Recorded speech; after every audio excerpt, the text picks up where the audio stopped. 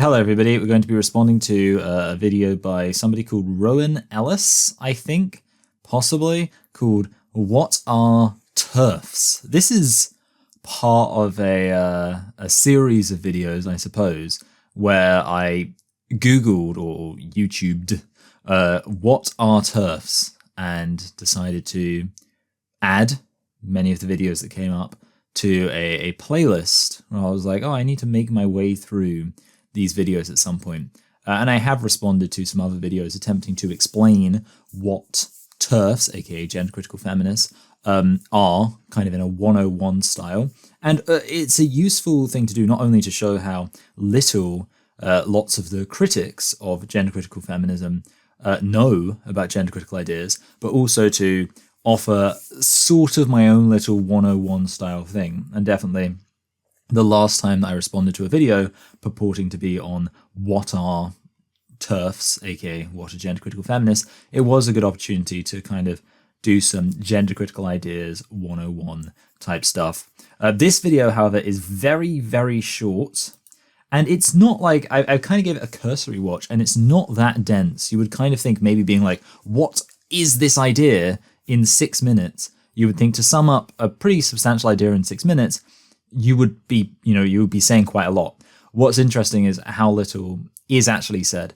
Is overwhelmingly to do with their treatment and attitudes towards trans women, although this does also map onto trans men as well. The idea essentially that trans women are not women and the only kinds of real women are cis women. Well, here's the thing. That attitude is just as much held when it comes to trans men, aka trans-identified females.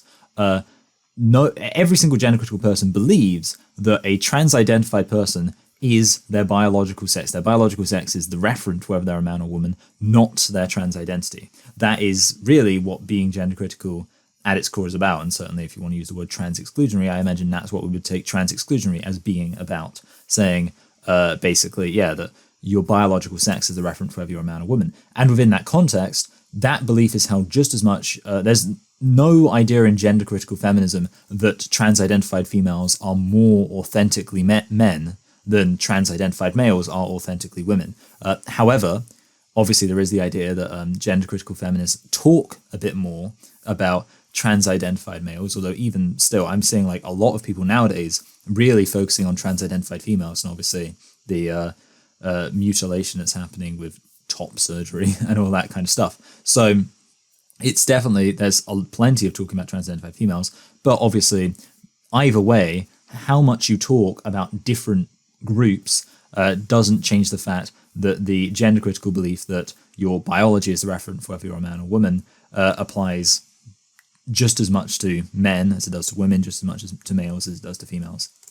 It's important to note that this term is not used by most people who we would consider to be TERFs themselves. In fact, a lot of them consider it to be a slur of some kind. You will see many of them instead using the phrase gender critical feminist instead. Okay, so credit there. It's good to actually acknowledge that's the term that gender critical feminists like to use, and gender critical individuals more generally.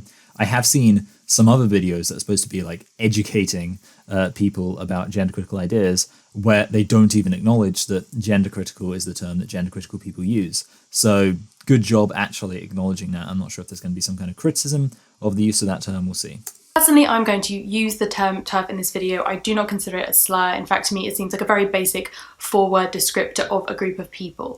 Well, I mean, you know, at the end of the day, you know, I've always kind of said, like, is it a slur? Is it not a slur?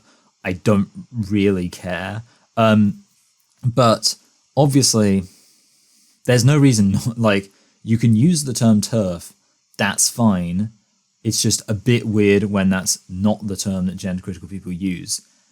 You can do that. And I know there's going to be people who are like, oh, isn't this ironic? Because you don't use the term that trans-identified people want to use, or that trans-identified people use about themselves. Obviously, there's a difference between words as descriptions of ideas versus words describing actual material reality.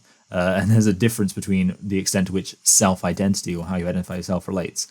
If the majority of people who hold to gender critical beliefs are calling themselves gender critical, I just don't know why you wouldn't use that term, but whatever. So where do they come from? Well, to answer that, we need to look very briefly at the different waves of feminism. So we are currently in what is known as fourth wave feminism, although people are kind of debating as to what exactly that entails. Are we in fourth wave feminism? I feel like I've said this before, and I think, well, what I've pointed out before is that I feel like the first wave feminism and second wave feminism achieved stuff. So if you're going to say that we're in fourth wave feminism, then you'd kind of have to ask, so did third wave feminism, was that just a failure? Because has there been like any major feminist advancement since like the 1990s, which obviously was when third wave feminism really kind of emerged? I don't know. I would say we're still on the third wave, because I feel like unless we're just going to say the third wave was just a total dud.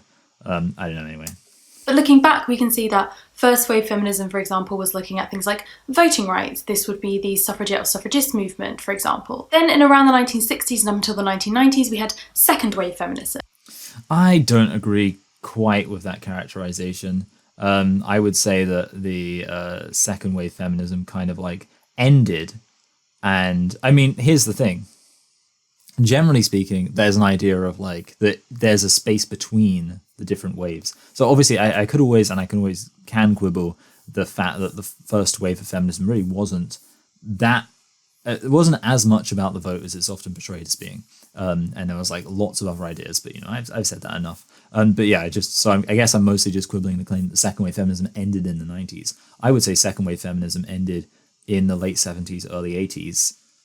And then third wave feminism kicked off in the 90s. And the 80s was a period similar to how you could say that the 50s was a period where there wasn't really, you know, a mainstream feminist movement. Obviously, there was still feminism, just as there was feminism in the 80s. But the idea of like the wave of feminism kind of, so it was like you had the first wave, it did all this stuff, and then there was like a kind of, you know, wilderness period, if you like, where up until the 50s, like this idea of like, you know, feminism wasn't really in the consciousness. And then you obviously had in the 60s and 70s, boom, bing, bang, bosh, loads of feminism. And then in the 80s, you get kind of Reagan and Thatcher and kind of the return of like conservative values. And feminism again falls a little bit into the wilderness. And obviously, you know, well, touch on that in a bit. But basically, and then obviously you get the 90s where suddenly it's like a girl power, all that, you know, you can say whether or not you're fond of that type of feminism, but it was perceived as a feminist wave. Yeah, I don't need to quibble this stuff that much, but I am. Radical feminists take issue with the individualism of liberalism and argue that personal choices and individual achievements are not enough to transform society. They locate women's oppression in a broader social context, namely patriarchy. Now, yes, that's accurate. Just there was a lot of stuff said there. Just if you want to know roughly what's said, I can summarize it by basically just saying that it was saying like there were lots of different branches within these different waves. And then that's when radical feminism was mentioned. Well, that might seem pretty reasonable, and I think it is included in a lot of feminism that people practice nowadays. It's important to note that not all radical feminists are trans-exclusionary. Trans-exclusionary radical feminist is a four-word phrase for a reason. But obviously there is a relationship between the trans exclusion and the radical feminism, and that big thing is this idea of like choice, where essentially the you know, today, I mean, just think about how often you see people and they're criticizing radical feminism, saying, why can't people just choose whatever gender they want? Like there's this very big focus on this idea of choice, and much less of a focus on this idea of systems. And obviously the liberal radical distinction is really about the difference between like individual choices versus systems of oppression, and the gender identity extremist versus gender critical thing is to some extent, that the gender identity extremists mostly just want to say, well, why can't people just choose to identify however they want? Whereas gender critical feminism would be like, well, we need to acknowledge reality for what it is. And obviously that does include systems of oppression and things like that, but it also includes just the basic categories that exist in society, like biological male and biological female. Around the idea that lesbians could not be attracted to trans women, any lesbians who are attracted to trans women are not real lesbians, essentially all equating around the idea that trans women, particularly trans women who have penises, are not real women. Now, well, yeah, I mean, that's an accurate description of why it is that there is an association between being a lesbian and being gender critical, because if you're a lesbian, you've probably had to deal with a lot of lesbophobia, people telling you have to unlearn your genital preferences and be attracted to somebody with a penis is probably going to rub you the wrong way. Now, I have been familiar with this stereotype for years, and it is genuinely the reason why I feel very uncomfortable with the label lesbian. To me, it has such strong connotations of TERFs that it just feels just weird to me to label myself in that way. That's fantastic, isn't it? Talk about institutionalized, or is institutionalized like the term I'm looking for? I don't know, but like just hardcore lesbophobia. Like, I was okay with the term lesbian, but it's become so anti-penis now, so anti-biological male that I just can't go by it anymore. No, I'm just not comfortable with that term. That is, what's the word I'm looking for? Majorly cucked. To be like, I don't want to use a word to describe myself if it means excluding men. No, just have some. You don't have to get upset about a word just because it doesn't include men. So now that we've cleared this up, we know that TERFs are essentially a subset of radical feminists who are trans exclusionary, exactly as the acronym suggests. Okay, important thing here though. Like, there was a point made about how not all radical feminists are trans exclusionary. It's also worth noting not all gender critical people are radical feminists, and there is a huge kind of like in the UK growing subset of like liberals who are gender critical, and it's kind of created a weird political dynamic because there's lots of kind of, when I say liberals, I mean sort of Blairite types, and for example J.K. Rowling is a Blairite type, and when I'm on Twitter, I do just sometimes have to grit my teeth and bear the sight of people being like, oh, I've had it with this Marxist gender identity movement. I was like, oh, okay, yeah, it's not Marxism. The point is there is a significant subset now of gender critical feminists, particularly in the UK, but I mean, I don't know if it's particularly in the UK, but definitely I noticed it in the UK, who are very much liberal, very much don't like the idea of, these radical revolutionary leftist types.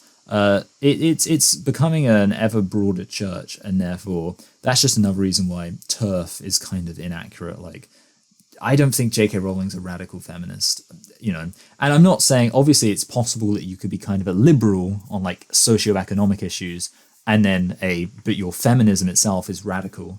That's possible, but I would suspect most of the time people who are kind of liberal, pro Tony Blair on their socioeconomic points of view are not going to be radical on their feminism. They're going to be liberal when it comes to their feminism.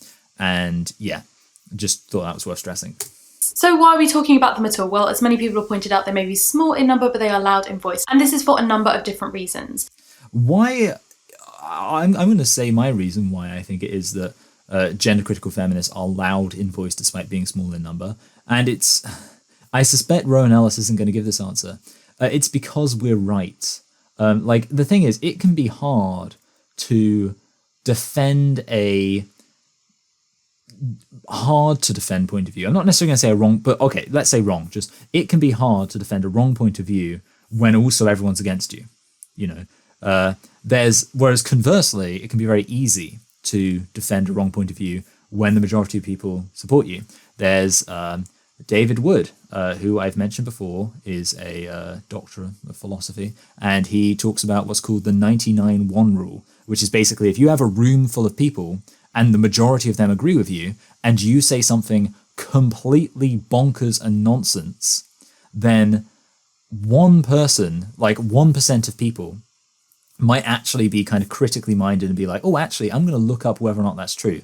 But 99% of people who already agree with you are going to be like, it's just going to further entrench their beliefs.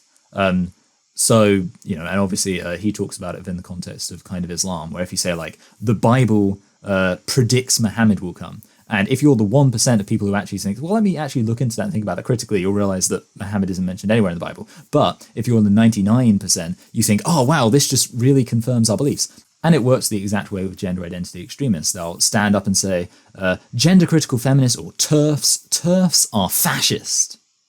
And I think to an extent the 99-1 rule applies. There's going to be like 1% of people who will think about that critically and be like, that sounds weird. And that's what I was, for example. I heard this and I thought, that sounds weird. And just my curiosity got the better of me, and I decided to actually look into it and see what gender critical feminists were saying, and here I am now. But the reality is, unfortunately, there's the 99 people who will just be like, they won't think about it critically. They'll just go, oh, they're fascists. Well, I hate them even more now. And it will. So that's the point. When you have the majority on your side, it's actually worth it to talk complete crap, because if that crap entrenches the beliefs of the people who aren't thinking critically. Because sure, you might lose some of the people who think critically, but you'll gain a far more loyal and rabidly zealous group of people who don't think critically and will just agree with everything you say. So the point is, you can defend just totally nonsense wrong ideas with some confidence when you know the majority of people are on your side. But the reason why gender critical feminists, despite being a small number proportionally, who actually have a huge number of people against us, the reason why gender critical people come out and defend our ideas is because we have the confidence of knowing that they're right. We have the confidence of knowing that the gender identity extremists are way too scared to actually face us in an open debate. So there's a point at which you just realize, oh yeah, we can just start shouting this from the rooftops, being really loud about this, being really vocal about this, because these people who clearly have the wrong idea, they're too scared to debate us. And when you're in the minority, but you have the kind of power and strength that comes from knowing you're right, the best thing you can do is just really push. You just push and say, all right, let's just try and really get this message out there and just make it more and more obvious how afraid these people, despite being in the vast majority, are to actually confront us in the debate. So there we go. That's my answer. So let's see what Rowan says. 1, these women had places in second wave feminism. They were voices of authority and then still continue to be because of that legacy. And 2, leading on from that, they're of the age where they can hold positions of authority in a number of different places, not just within the feminist movement itself. Actually, to be fair, that's also a perfectly fine answer. I don't think that's inaccurate. Obviously, I especially agree with the first thing. The second thing about, like, these are people who have now got older, so they have more authority generally. Well, I suppose I can kind of see that. Like, you think about it, a lot of people who tend to be in positions of authority in society tend to be like in their 50s. It's quite rare to have somebody in kind of their 20s or 30s who's like an authority in society. So it's true that you'd have people who are slightly older, and therefore maybe they kind of remember more the second wave of feminism. So they're, slightly about. But then, obviously the issue is that even in the second wave of feminism, it wasn't as if like everybody was gender critical back then. The second wave of feminism was, of course, when this idea of like men trapped in women's bodies and women trapped in men's bodies really started to emerge. So yeah, I can kind of see where that's coming from. The reason why they garner so much criticism is not just because of their trans exclusionary views, it is the power and force with which they then put those views out into the world. I do find that funny. Like, it's not just what they believe, it's that they say what they believe. They can believe it. If they just believed it and was like, literally that's what people say about J.K. Rowling. They're just like, shut up and just write your wizard books. Like, people are really offended by the fact that J.K. Rowling has decided to talk about this stuff. And it's like, I don't know why, for some reason, they just think like that it seems to particularly offend them that J.K. Rowling is talking about this stuff, because they have this idea of like, J.K., why can't you just go stop talking about this stuff? Like, obviously, people say, oh, JK, you have all these billions of pounds. Why can't you just go and enjoy your billions of pounds and just shut up? I know she doesn't have billions of pounds, but you have all of this money. Why just go enjoy it and just shut up and stop talking about this? It really makes them upset when people, and particularly women, talk about this. Actual quotes from TERFs about trans women are that they are men's rights activists, that they are the lowest of the low and scum on earth. It means those, I like, two of those things were just like kind of meaningless like phrases, like not actual kind of beliefs, like saying lowest of the low and scum on earth. Are those things said? I'm not sure. But obviously that's not a statement of belief, is it? It's not like that's kind of just a meaningless thing to say.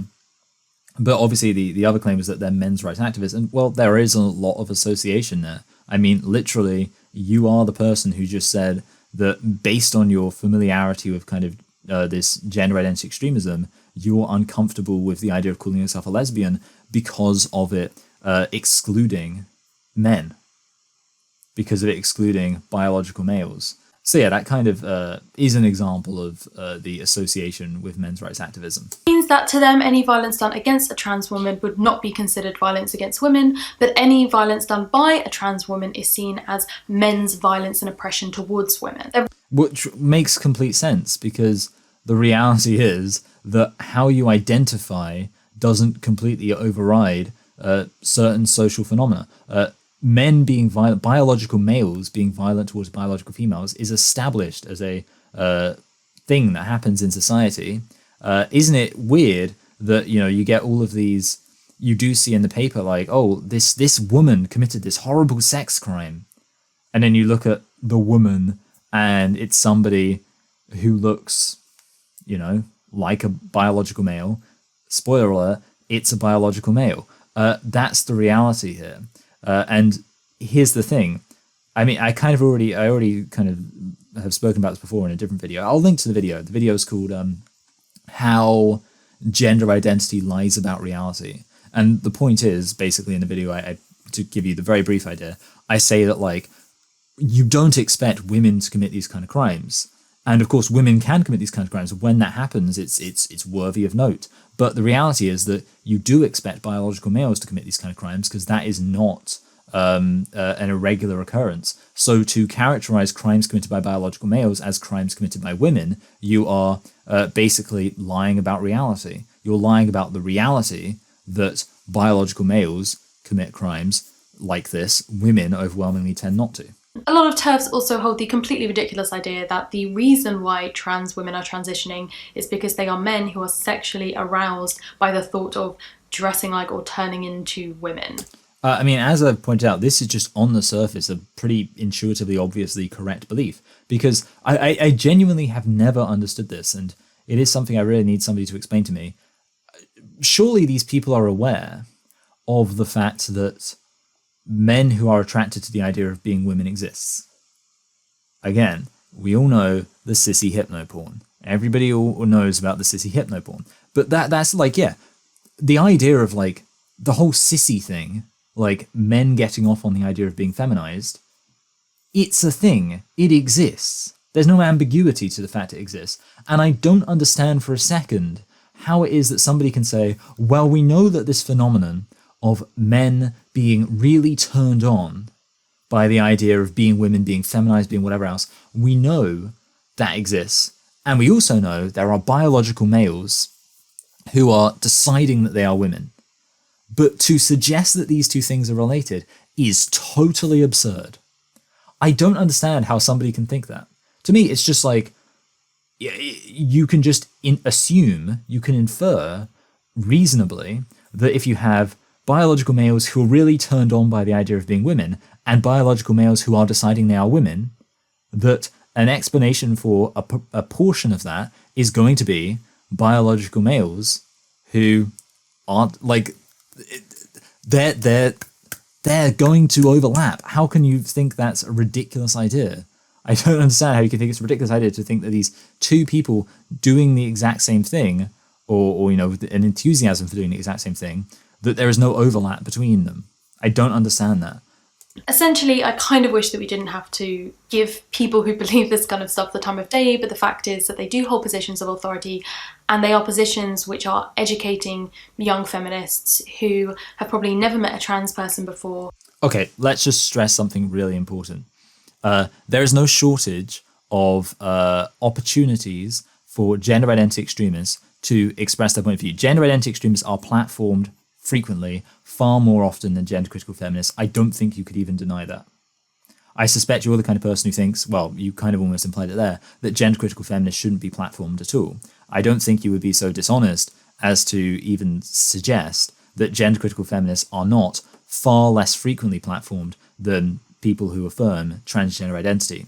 Here's the thing. if the arguments for transgender identities being valid are good arguments, then the people who affirm them should, with the considerable, greater, more exposure, be able to defend these ideas. How many schools are there where children are learning that the only referent for whether somebody's a man or woman is biological reality, and that this idea of transgender identity is entirely invalid, and the idea that there exists anything to being a woman beyond simple biological reality is completely nonsense and entirely sexist?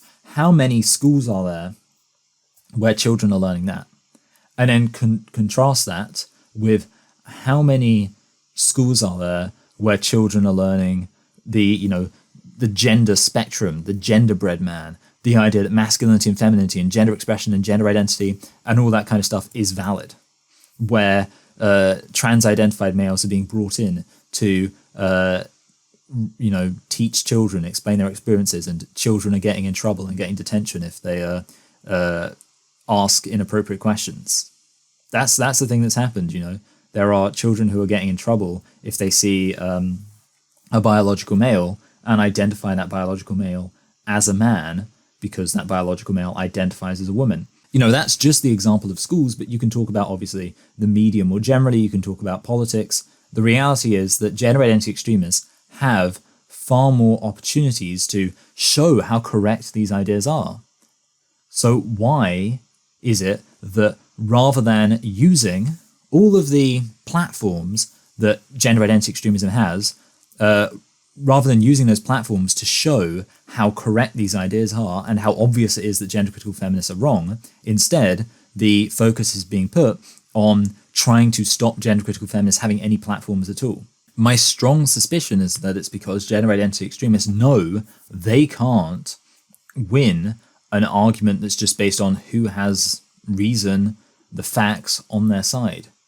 They know that all they can do is try to silence their opposition, and that's why that's their tactic. But are hearing this stuff about them, and it's setting their own viewpoints around who trans people are. To my mind, I mean, think about this. How many, when you think about it, there's a huge number of gender critical feminists who had to unlearn all of this nonsense about transgender identities being valid. The idea that there's kind of the reverse, I think, is hardly the case at all. That there are people having to unlearn the gender critical ideas they were inundated with when they were kids. Sure, there are going to be people who learn gender critical ideas from a young age. For example, you would hope the children of gender critical individuals. The reality is most people are going to learn the view that's being imposed on society, which is that transgender identities are valid, and having to unlearn that. And of course, that's where you get the whole peak trans thing. It's interesting. There isn't people don't talk about peak GC. I'm sure somebody's used that term for, because I'm sure it's occurred to somebody, but it's not like an established phenomenon because there aren't a huge number of people getting peaked by all of the gender critical nonsense and realizing that it's obviously just far more reasonable to say that transgender identities are valid. The reverse of that happens all the time. The fact of the matter is that we're in a world in which trans people can be harassed, vilified, and murdered for being who they are. And in that, I agree, we're in that world, and we're in that world because this world includes places other than the UK where trans-identified people are murdered at a lower rate than the rest of the population, that proportionally fewer of them die. But we do live in a world where there is, for example, Brazil, where huge numbers of trans-identified male prostitutes are murdered. That's the problem. Why do you think that this is a problem that in some way intersects with gender critical feminists in the UK criticizing the idea that being a man or woman should describe something other than biological reality? Just saying this group of people gets murdered in the world as your catch-all for why it is that we shouldn't be able to criticize any ideas relating to those, that group's identity is just nonsense. In that world, TERFs are dangerous in their seeming obsession with spreading misinformation and vilifying trans people further. But it just makes no sense because who's listening to gender critical ideas and then going out and attacking trans-identified people? It just doesn't seem to be a particularly well documented phenomenon. And are biological males who, want to go out and buy sex, are they reading huge amounts of gender critical literature? I'm not aware of that. I think it is important to acknowledge a lot of second wave feminism was rooted very intensely in the female body. The idea of reproductive justice, the idea of being unashamed of your body. And one of the reasons for that is because so much of patriarchy has been rooted in the reality of females' biological sex. So of course it makes sense that feminism should similarly be rooted in that idea too. That if you're going to be fighting against a movement which acknowledges a certain aspect of a particular group, that you need to, in your fight for the rights of that group, also acknowledge certain realities about that group. If black people are being oppressed based on the color of their skin, wouldn't it be absurd to say that the fight for black empowerment should not in any way pay regard to the color of people's skin? That would be absurd. Was something that was very, very important then. And I think that has had a massive influence on a lot of women from that era's ideas around trans women, because the idea of being a woman was so tied to the bodily. And to then have these trans women who don't fit into that model, I can understand how that's difficult. But here's the thing, just because people that you admire for their social justice work thought something then doesn't make it true now. We can have great Yeah, but again, here's the issue. Nobody's saying that. Nobody is saying because whoever cared about social justice, therefore that's why gender critical ideas are true. Nobody's making that claim. And if anything, like, this argument should be going the other way, really. It should be like, yeah, just because think about it. I mean, what is, if we're being honest, the main reason why people take gender identity extremism seriously? Because it's associated with the progressive left.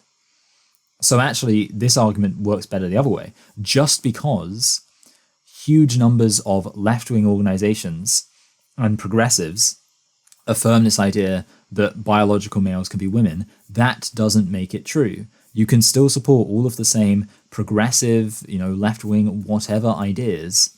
You can still support all of those and recognize biological reality. And that works far better as an appeal to people who are against gender critical feminism. There are so many or people who oppose gender critical feminism because they believe gender critical feminists are right-wing, conservative, even fascist. And obviously, what is the main reason they must be appealing to for that? I think it's really just the idea of if you're left-wing, you support gender identity. So I would obviously point out exactly what Rowan Ellis just pointed out there. Just because people care about progressive values, just because people care about some genuinely important fights that do matter, it doesn't make everything they're saying true. So I suppose all that remains to be said is that if you feel like you are someone who is practicing trans exclusionary feminism, maybe you have never heard from a trans person about this, maybe you have been listening to a lot of these women who are saying that trans women are not women full stop and you haven't heard the alternatives, then I'm going to leave some resources in the description for you to have a look at. Okay, I'm interested in the resources. I'll just, I don't know, we've hardly got any time left, but I'll just talk about that briefly. So yeah, basically, the reality is, and I just need to point out the obvious, that people who are suspicious of this idea that a biological male can be a woman, it's not because we haven't seen to some extent you could say it's because we haven't seen the fantastic arguments from the other side, but it's because those arguments don't exist. It's not because we haven't seen all of the great arguments that are there. It's that those arguments are not there.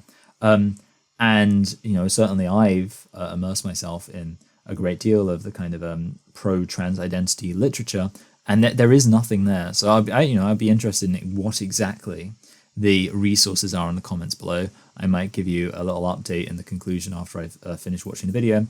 But yeah, the reality is that, I guess the reverse would be, if you're somebody who thinks that trans exclusionary feminism is nonsense, well, I would say, why don't you try checking out what it is that gender critical feminists are actually saying? Why don't you try looking at what gender critical feminists are actually arguing and let gender critical feminists speak for themselves instead of just paying attention to Judith Butler making up nonsense in The Guardian? please do. Thanks for watching. I hope that was a useful, very basic beginning to the idea of trans-exclusionary radical feminists. Well, okay, so I guess I should also just finish on the, was this a particularly good video explaining the basics of gender critical feminism? I mean, it was okay. It didn't really get into why it is. I mean, yeah, it wasn't great because it didn't really get into why it is that gender critical feminism is correct. Well, obviously, it didn't even get into why it is that gender critical feminists believe they're correct. Obviously, I wouldn't necessarily expect the video to be saying like this is why gender critical feminists are correct, but to get into where the logic comes from. At no point, I mean, yeah, I don't know, like, I was going to say, like, was biological sex, and obviously biological sex was mentioned, but yeah, like, the idea of, like, the importance of recognizing biological sex, that wasn't mentioned. Obviously, that's something that gender critical feminists take very seriously. Overall, yeah, not really, there wasn't really any misinformation, which is, you know, admirable, but yeah, I don't think it really kind of touched on that much important information. But still, yeah, it wasn't a terrible video. I don't have any reason to feel ill will towards this Rowan Ellis person. I am aware of Rowan Ellis somewhat, but I can't say I've seen any more of her content. Anyway, okay, so in the description there are some interesting books actually, which I genuinely would be somewhat interested in. And apart from that, you know, obviously, yeah, there is that, and that's interesting. And then there's also some links to, you know, some of the usual suspects on YouTube, like Riley J. Dennis. Okay, so there's one comment. I realize I'm rapidly losing the light. This seems to be happening increasingly nowadays. Like, for some reason, I don't know, maybe I'm kind of just being a bit more lax, because, like, back when it was in the bleak midwinter, I was kind of making sure to get my videos recorded, like, early, and now I'm kind of like, oh, things are lighting up, or, you know, brightening up. It's like, it doesn't matter too much, but oh my goodness, look how dark it is now. Anyway, there is this one comment I find kind of funny. Someone says, it's funny how you don't hear much of this issue with gay men and trans men. Like, is there an equivalent of gay men who don't believe trans men are real men? Spoiler alert, yes. There are lots of gay men who are offended at the suggestion that they should try to unlearn their preference for biological males and instead be attracted to biological females. Generally speaking, both lesbians and gay men seem to object to the suggestion that they should not be lesbians and gay men. Yeah, shocker. Anyway, that is the end of the video. So overall, pretty interesting. I might actually try and do my own kind of TERF 101, obviously gender critical 101 video at some point, you know, kind of like try and put together some ideas. It would be interesting to do. But yeah, overall, I mean, it wasn't a terrible video, and genuinely, you know, it was an okay opportunity to explore some stuff. I didn't, the thing is, yeah, there wasn't like that many moments where I was like, this is misrepresenting stuff. So credit there. I hope you enjoyed the video. Please do like, share, comment, subscribe. And if you want to give on Patreon, I really do appreciate that. And I'll just say thank you to my current patrons. In addition to the names scrolling past on your screen right now, I would like to give a special thanks to last month's patrons, Emma, Bronte, Tree Shrew, Catherine, Gabrielle, Pauline, and Kendra. Thank you. You're all very appreciated.